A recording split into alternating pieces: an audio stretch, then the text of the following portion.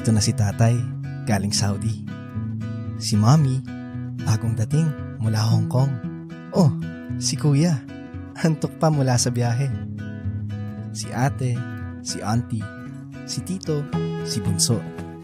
Lahat sila, basta OFW. Welcome dito. At dahil espesyal kayo sa bayan, sadyang pinaganda ng NNIC ang inyong tambayan sa airport. Isang taon na simula ng NNIC ang mamahala sa NAIA at ramdam na, lalo na ng mga OFW, ang pagbabago.